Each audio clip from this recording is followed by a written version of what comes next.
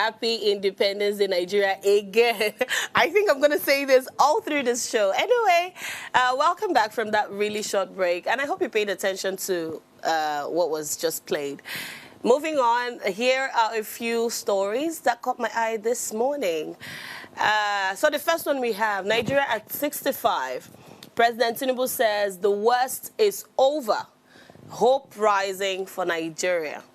The story says President Bola Tinubu on Wednesday assured Nigerians that the country's worst days are over. He declared that his economic reforms are beginning to deliver results and that hope is rising for a more prosperous nation. Delivering his national broadcast to mark the country's 65th independence anniversary, Tinubu said his administration had chosen the path of tomorrow over the comfort of today since coming into the office in May 2023, and that Nigerians are now beginning to see tangible results. He said, "I am pleased to report that we have finally turned the corner. The worst is over, I say. Yesterday's pains are giving way to relief. To salute your endurance, I salute your endurance, support, and understanding. I will continue to work for you and justify the confidence you reposed in me to steer the ship of our nation to a safe harbor." Now, Tinubu hailed the resilience of Nigerians, saying the country had survived the civil war, military rule, and political crisis, and is still striving to build a more perfect union. He described the 65th anniversary as a moment for reflection on the sacrifices of the nation's founding fathers and the progress achieved since independence in 1960. The president highlighted achievements in education and healthcare, noting that Nigeria has grown from just 2 tertiary institutions at independence to 274 universities, 183 polytechnics, and 236 colleges of education by 2024. Tinubu defended his economic reforms, including the removal of fuel subsidies and the unification of foreign exchange rates, which he said ended decades of distortions and rent-seeking. According to him, these difficult decisions freed resources for investment in infrastructure, education, healthcare, and social programs. He argued, "In resetting our country for sustainable growth, we ended the corrupt fuel subsidies and multiple foreign exchange rates that created massive incentives for a rentier economy, benefiting only a tiny minority. Our administration has redirected the economy towards a more inclusive path, channeling money to fund education, healthcare, national security, agriculture, and critical economic infrastructure." That's your president right there. And I don't know how many of us listened in on the national broadcast he made this morning. But, going through the whole script that he read, well, I'm sorry, but I feel like that's a script. But, yeah, going through everything he said, he quite impressively praised his administration. Well, I don't know if I should give my opinion on this table, but, well, yeah. But he said the worst is over. The worst is over. But I have a singular problem, right, on how we celebrated independence this year. I don't know. But first of all, you cancel the parade, the Independence Day parade. I have been trying to make sense of it, These things are significant, right? When I saw the news 2 days ago that it was going to be cancelled, I'm wondering, is there another plan, for the parade? Because, like I said, they all hold significance, relevance, really. So you're cancelling it to what end? And I looked through the news and I was looking for the reasons tangible enough to cancel that. And I couldn't see anything. All you tell us is, oh, we're cancelling it. It doesn't mean it undermines, the significance it holds. And we apologize for the inconveniences. Make it make sense. And like I was telling my colleagues this evening, while coming to work, you know how Nigeria, especially Lagos, we live in Lagos. Lagos is always bustling, with, these Independence Day activities. You're seeing green, white, green everywhere, the billboards, people walking on the streets. We even make the efforts to dress in that pattern, right? But today, while coming to work, I was looking around and I'm wondering, wait, today is Saturday because everybody is home, everybody is very laid back, nobody, nothing was independence, if I was a foreigner put in this land, I would never believe it was Independence Day. Because, I mean, and the one thing that should have made us, believe that it was Independence Day truly was cancelled. That's the parade. I don't know the reason behind that, but I don't think that was such a great move. But anyway, the president says the worst is over, and I choose to believe him. Nigerians, please say amen to that. Anyway, let me take you to my second story of interest. Pardon me. It says Nigeria at 65, Tinubu's reforms laying solid foundation for development. And this was said by Betta Edu. Excuse me. Now, I have a singular interest in this story, but before I get into it, I'm going to read the body of the story. It says, as Nigeria marks its 65th independence anniversary today, a former Minister of Humanitarian Affairs, Dr. Betta Edu, has called on Nigerians to embrace unity, patriotism, and shared responsibility as the nation charts a renewed course for growth and prosperity. Pardon me. This was as she also declared that President Bola Tinubu's bold and decisive reform steps are solid foundations for sustainable growth and national renewal. Edu made this known in a goodwill message to Nigerians obtained on Wednesday. In her message, she commended the resilience, progress, and enduring spirit of the people, describing Nigerians as specially crafted with great determination, an unconquerable spirit, and a limitless possibilities mindset. She noted that Nigeria's industrious and innovative citizens have distinguished themselves across various fields, ensuring that the country is placed among the world's leading nations. According to her, the 65th independence anniversary is not only a moment for celebration, but also an opportunity for thanksgiving to God and for a renewed commitment to the dream of a united, peaceful, and prosperous Nigeria. I mean, I think you guys already should know that all my stories, well, most of my stories should border around independence today. But yeah, this is Betta Edu, eulogizing Tinubu's government, praising the administration, and praising Nigerians as well. But yeah, I said I had a little bit of concern. Betta Edu was relieved of her duties as the Minister of Humanitarian Affairs in January 2024, I think, yeah. And this was because this woman allegedly, moved funds, about 585 billion, moved that money from, where it was to a private account. So she was removed. And fast forward to right now, she's coming out with a goodwill message. And that gives me a question. And I'm asking, what did we do to Betta Edu after the removal from office? What happened to that money? Who's holding her accountable? We need the details. You see, that's why always on this table, I am calling for accountability, transparency. You are responsible for, you are accountable to us as Nigerians. These are part of the things we're talking about. If we're going to move forward as a nation, these are things we should put in place. It's not enough to come and give us a press briefing and say, oh, I've removed that because she did this. What were the consequences of her actions? What disciplinary measures did she face? The funds, what happened to them? Did we allow it go, the private account, and we just left it there, And then, of course, you know how Nigeria is. The wind will come and carry it and pass. Tomorrow, we're going to have a new story that we're going to pursue. Nigerians will forget about it. It's just a matter of time. Now, this is the problem. On the part of the leaders, they are not being accountable. On the part of Nigerians, I don't think we're even asking enough, right? So Betta Edu has the audacity, if you ask me, to come out and put out a public goodwill message.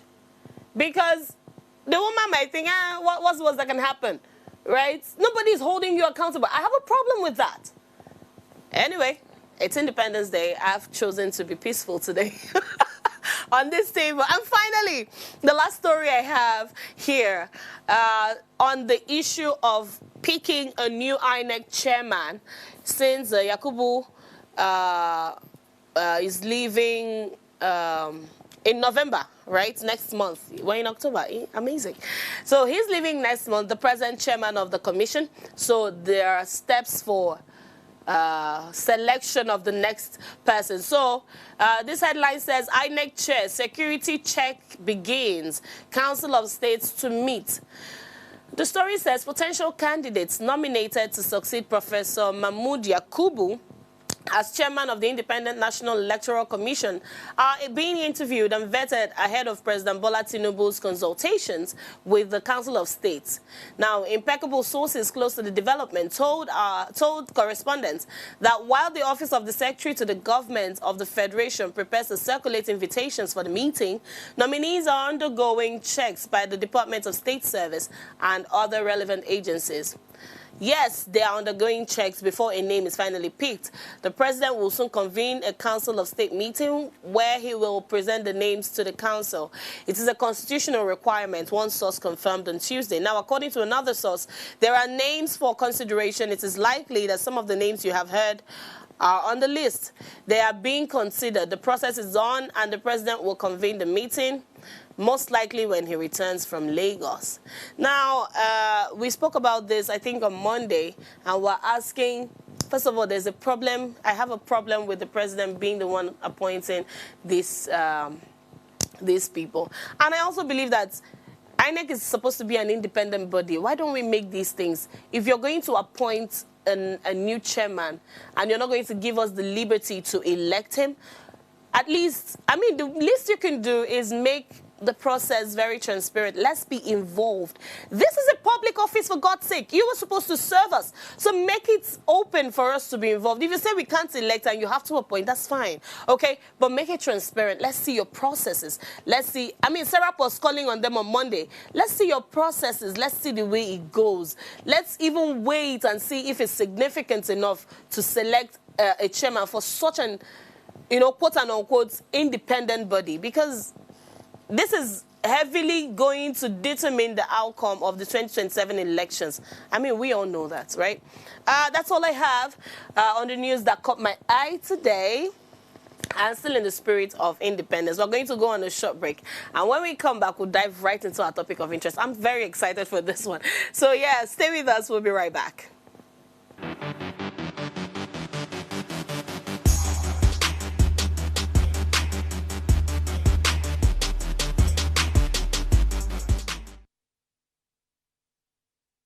Today, we are not just counting years, we are celebrating energy.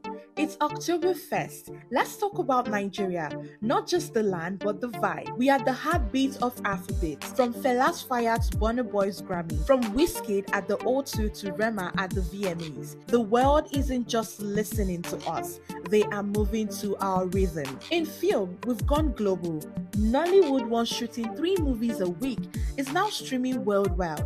From The Wedding Party to Anikulapo, we are telling bold stories that reflect who we are and where we are going. Fashion, comedy, culture, we are in a league of our own. Our fashion designers are painting runways in Ankara and silk. Our comedians turning TikTok into a world stage. Even our slang, they travel. No wahala is now international. But Independence Day isn't just a celebration. It's a reminder that even with the power outage, the traffic, the ups and downs, we rise, we create, we influence. Because the Nigerian spirit is so bold to be boxed in. We are more than just a country.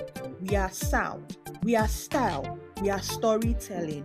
Whether you are dancing to Afrobeat, watching a classic Nollywood film, or just rocking green and white, know this: you are part of a culture that inspires the world. Happy Independence Day, Nigeria. Keep shining, keep creating, keep being unforgettable.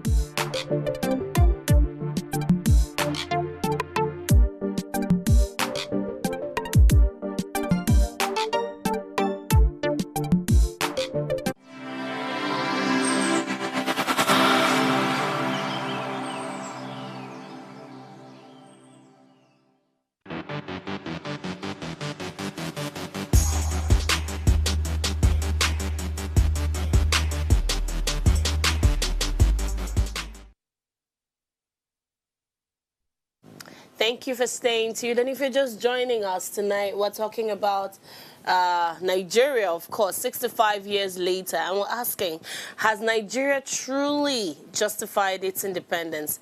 Let's hear your thoughts. Remember, you can join the conversation by sending me an SMS or WhatsApp to 0818-038-4663. And my phone lines are now open. You can call me on 070-2500-7749 or 0701-4242-420. Let's hear your thoughts. Now, 65 years after independence, Nigeria still finds itself wrestling with big questions. Have we truly lived up to the hopes of our founding fathers? Have we built a nation where freedom translates into prosperity, security, dignity for every citizen? Or are we still, struggling to justify the promise of independence? So tonight we will, reflect on the journey so far. We'll be digging deep into the state of the nation and the progress made and the gaps that remain.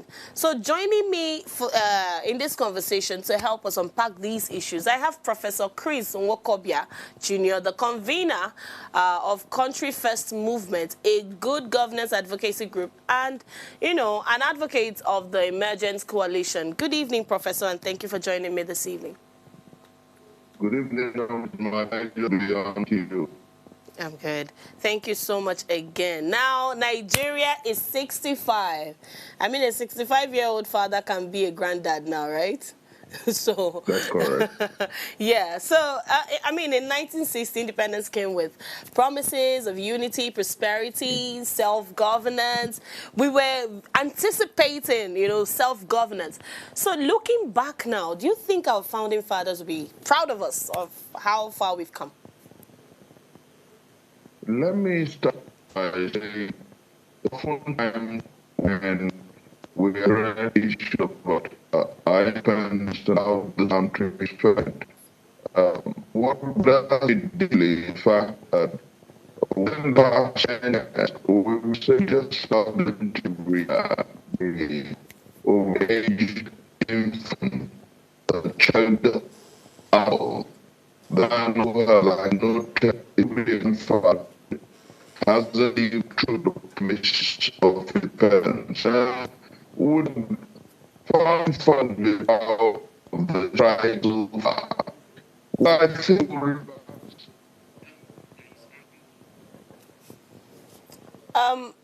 Prof, sir, can you hear me? Okay, please, I don't know, your network is a bit shaky and the audio is not good at all. Do you think you can leave the meeting and join back? We'll go on a short break and then when you get that fixed, we'll come back.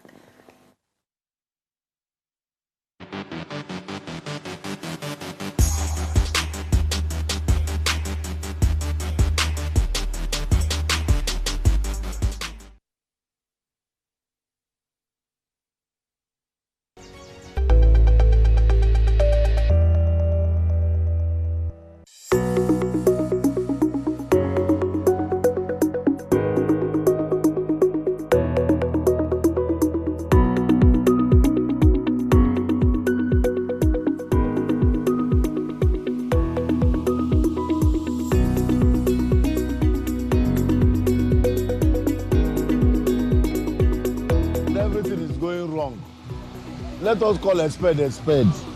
If somebody say Nigeria is good, that person is playing with himself. Because I have been in this country for so many years now, almost that 60-something years. I have not seen any changes. 65 on Wednesday. We never see anything. We never see any changes that is giving us joy. Everybody is not happy. In our business now, everything is very costly. For somebody to buy something now is not easy. You go to market and buy something 10,000. Tomorrow you go and buy 20,000. The other day again 50,000. Nobody is feeling joy. We don't have joy in us again. 65 years and it's for nothing. Understand? It's nothing because we are not getting anything from them.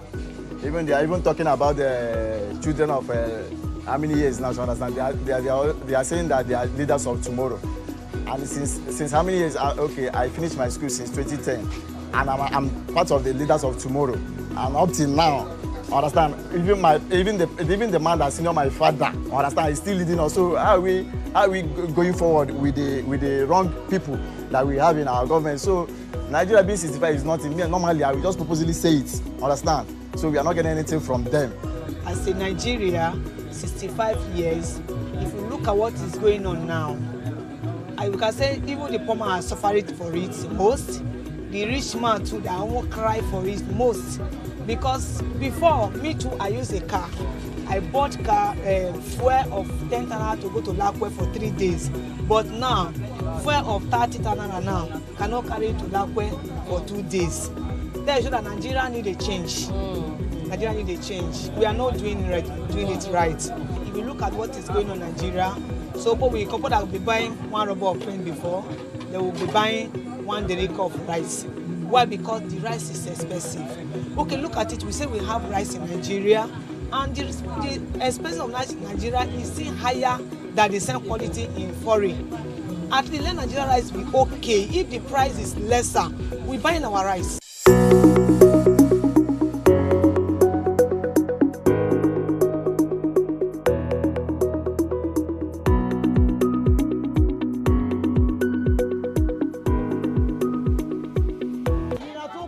Nàìjíríà yìí èkíní ebi ó pọ̀ ọmọ Nàìjíríà ebi ń pọ̀ ọmọ Nàìjíríà nísìn gbogbo nǹkan wá wọ́n gógógó kò sówó kò sọ́jà òun rèé sì ẹja yìí sì tẹ́lẹ̀tẹ́lẹ̀ àwọn ta 3,000 per kilo nísìn 6,000 per kilo ní ẹja yìí ẹja wọn brókà wọn ẹran wọn titus wọn gbogbo ẹ wọn àárín kọ̀ọ̀kan bronze tẹ́lẹ̀ 3,000 lọ́ta kilo nísìn márùn-ún ẹ̀ 20,000 per kilo.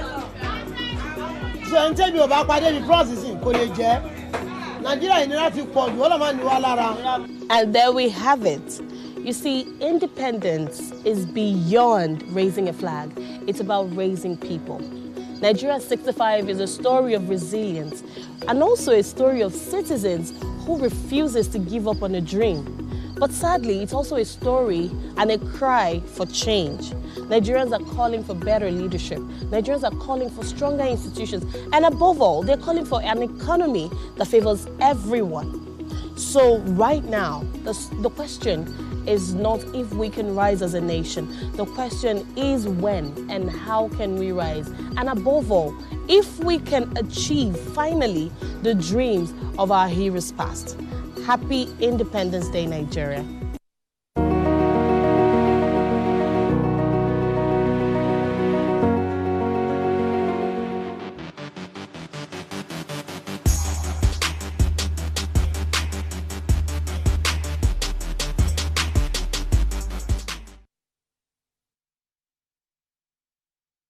Welcome back.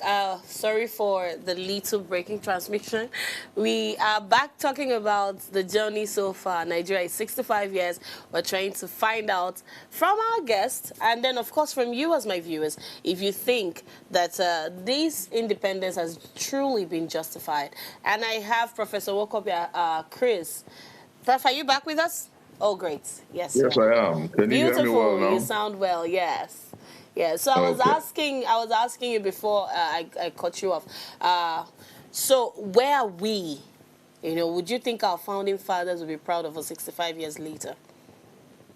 And I'm saying that our founding fathers, on the one hand, would say that the country they bettered on the 1st of October 1960 is still there. They would say that the name Nigeria is still amongst the names of nations and the world. They would say that Nigeria still have leaders who every October 1st will address the nation and say nice things. But have we fared well?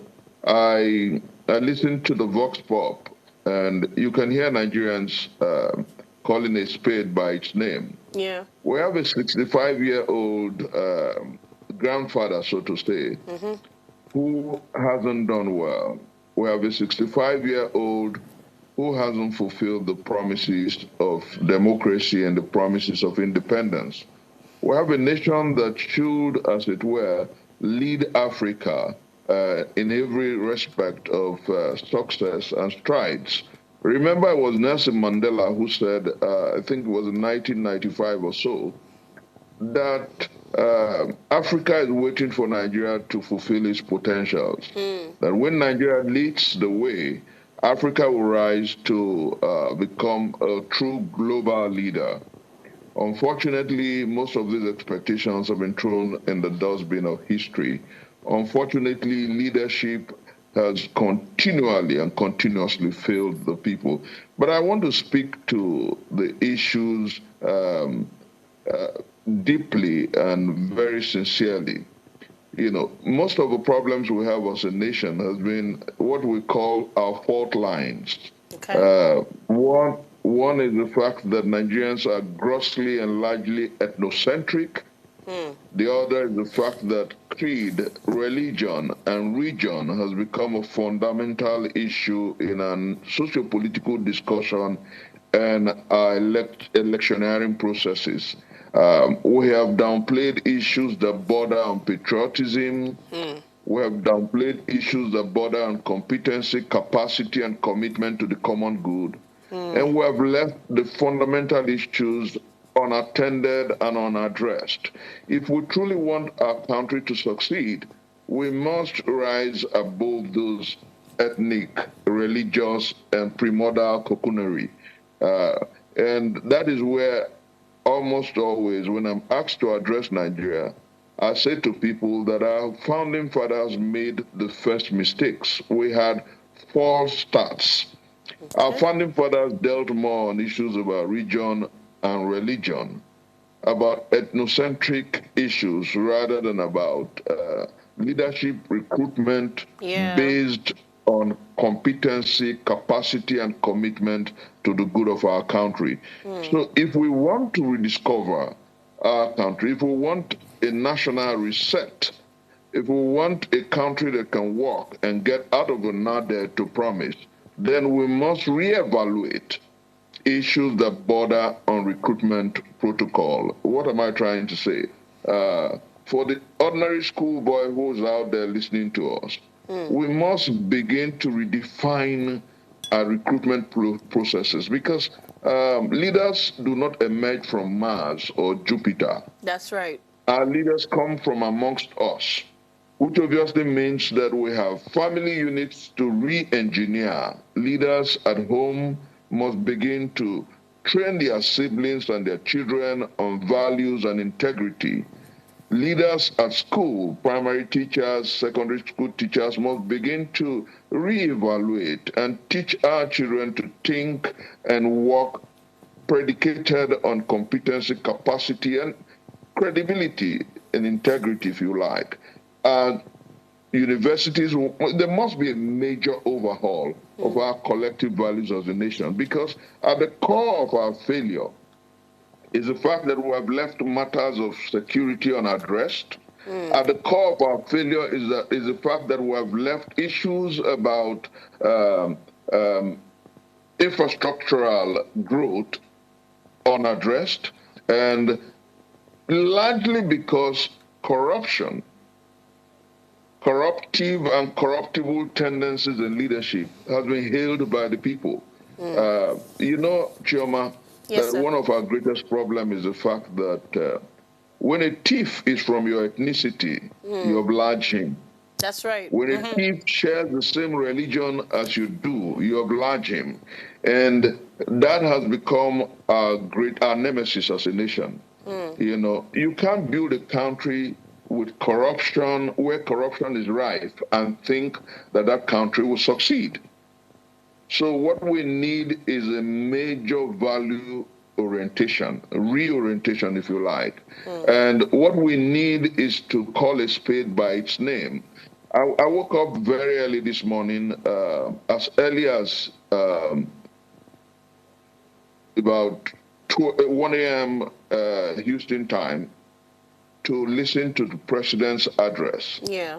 You know, and I listened to him and I shook my head. I said, until Nigerians and Nigeria learns to be true to what it says on paper, Yeah. until we understand that truth is what can set a people free and a nation free, until we stop gaslighting people and ourselves on issues of national growth and progress, our search for the new republic will be like the wait for Godot. And what am I trying to say? Our president told us that we've come off the bend and that we have a GDP growth that is fantastic and better than any since 2019. And that means that we have only succeeded in going back to 2019. It also means that before 2019, our GDP was better. So it means that there's a lot of work to be done. It means that we haven't truly come off the bend. Yes. It means that we aren't there yet, or we haven't even truly started the journey. And then he admitted that there was corruption in the oil sector. He called it the corruption in the subsidy sector. And then you ask yourself, those who stole the monies, those who fleeced our country of huge resources in the name of subsidy, what have they done with them? Exactly. I was enamored with and by your opening remark when you talked about the former Minister of Humanitarian Affairs, Betta Edu, and you raised issues as to, okay, if monies were allegedly stolen or diverted, what has become of those monies and her? Exactly. You know, my late father told me that until we create monuments of reference and monuments of deterrence, our search for the beloved republic will be distant. We must make examples of those who consistently loot our resources, such that generation next will be able to point hands and say, oh no, I won't steal, I won't loot the resources of this country, because this is what was done by the nation to those who looted her resources. But here, it's unfortunate that on the one hand, we want a nation that works, and then on the other hand, we oblige and praise those who looted our collective patrimony.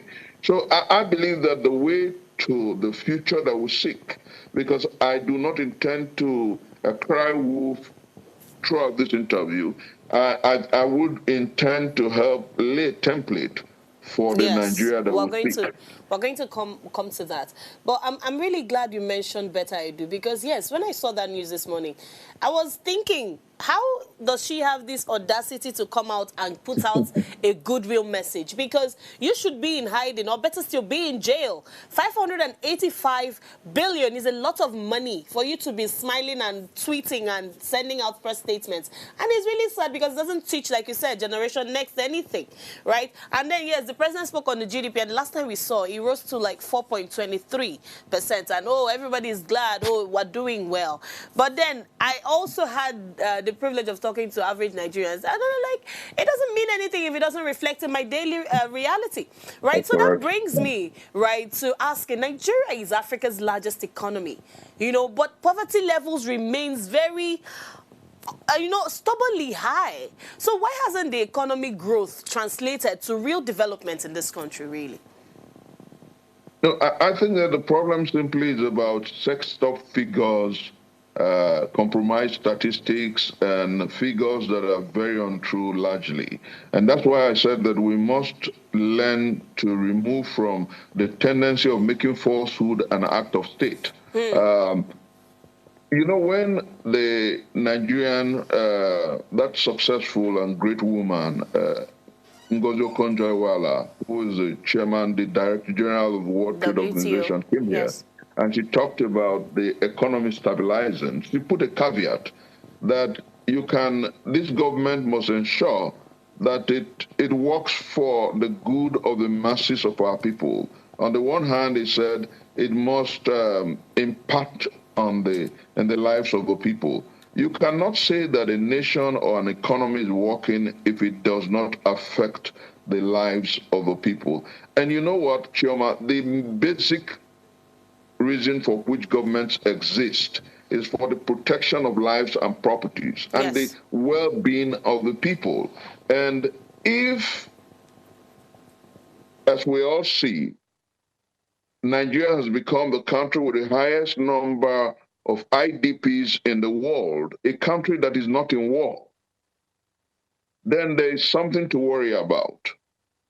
If Nigerians are drifting into the poverty bracket, it is arguably the basic global statistics that we have the highest number of poor people in the world.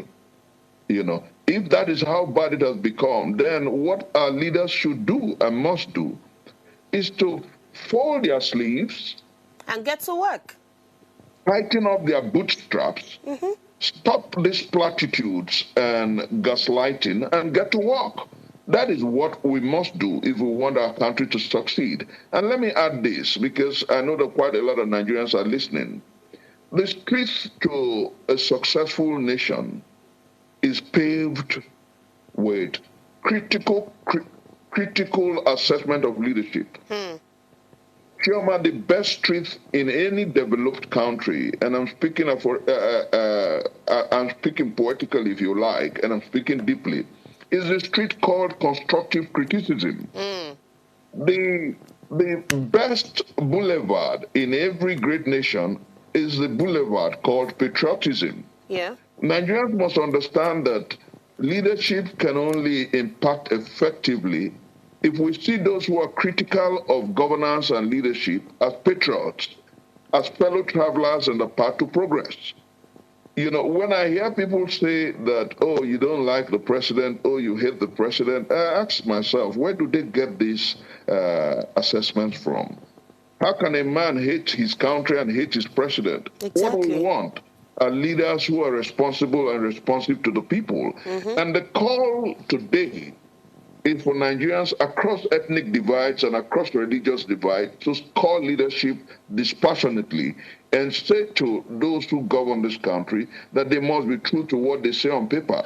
Chioma, I don't know whether when you go to the market, the trader or the seller asks you first whether you're Igbo before she sells tomato to you. No, they don't. I do not know whether she asks whether you're Labour Party, whether you're PDP, whether you're APC or ADC before she sells to us. We must understand that what affects one directly affects the other indirectly. And if we must remove from this jangling discord of poverty, disease, despondency, and want, we must call a spade by its name.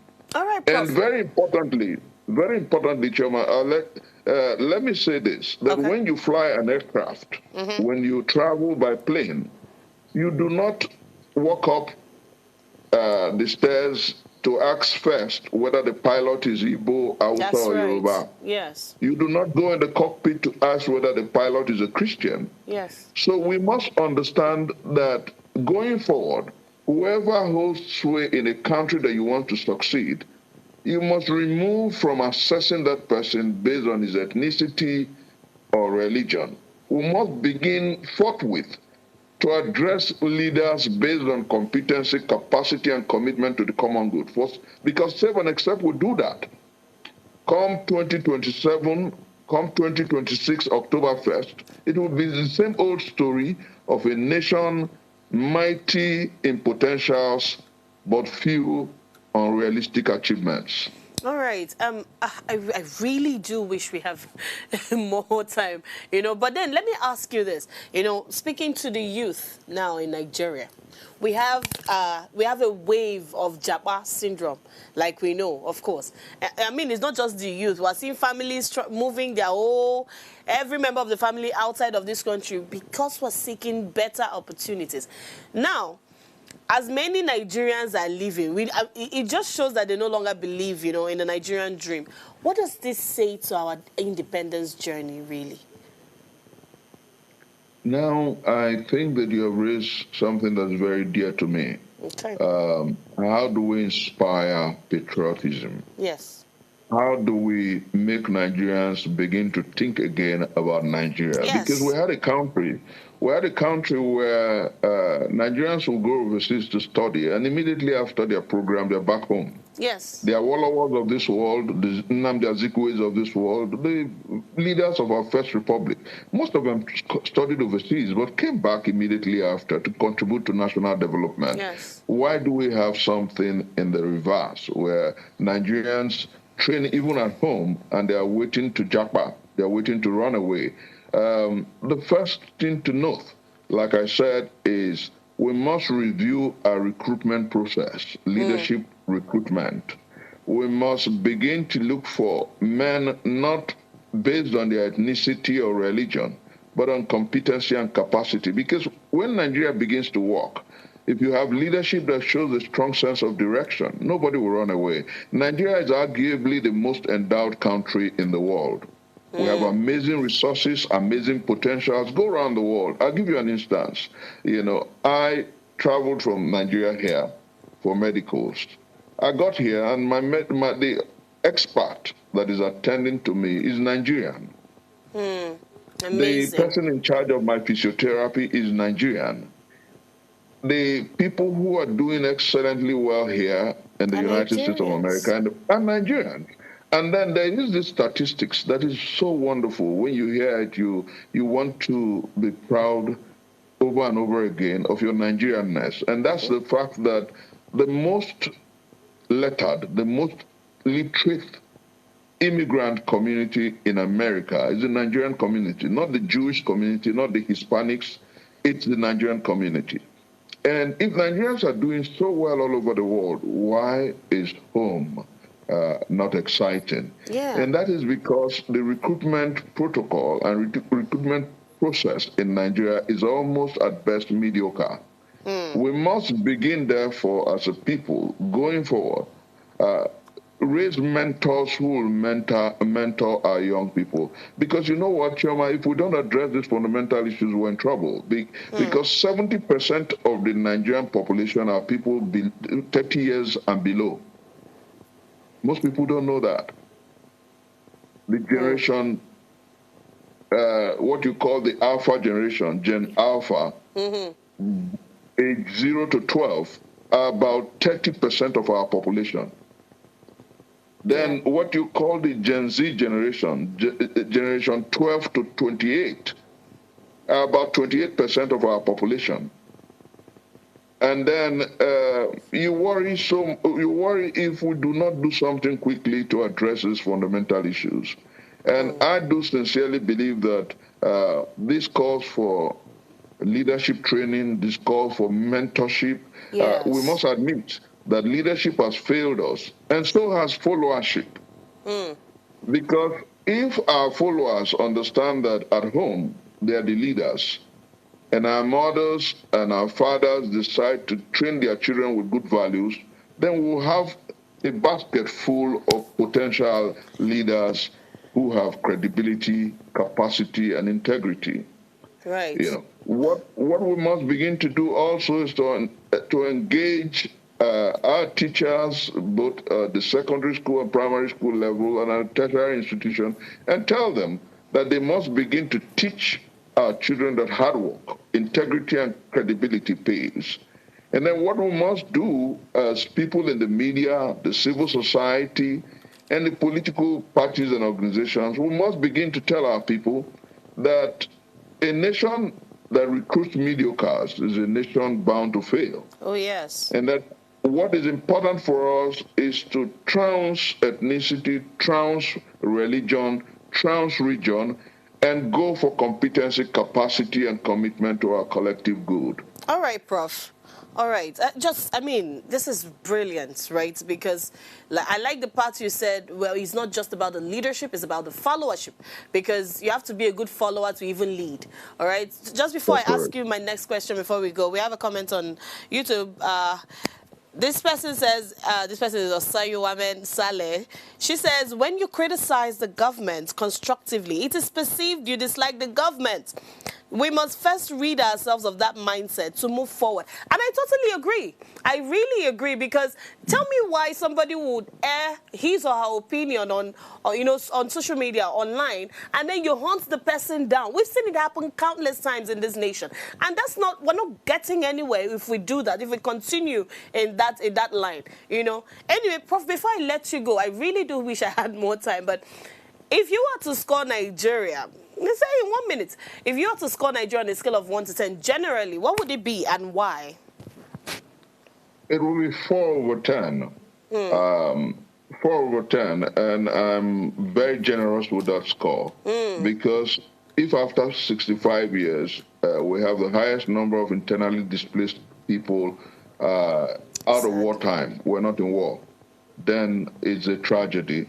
If after 65 years we do not have energy sufficiency, then it's something that calls us to a collective challenge.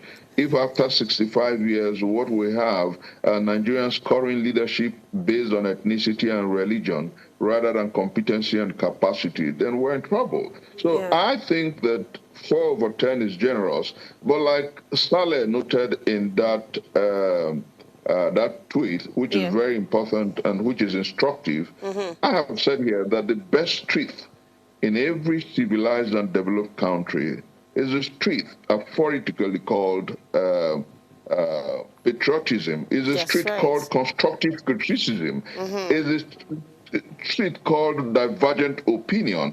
Because, see, we all love our country, and patriotism demands that we assess leadership based on performance, not on ethnicity, not on religion, not on the basis of where that person is from. And I criticized Buhari very profusely, and I'm criticizing Tinubu profoundly, not because he's Yoruba or Muslim, but because Nigeria deserves and demands better. Absolutely. I think that the way forward for all of us is to understand and aggregate at that point where we must agree that if Nigeria is working, it's working for all of us. And if Nigeria is failing, it's affecting all of us. You don't go to the market with an ID card that says you're APC or Yoruba.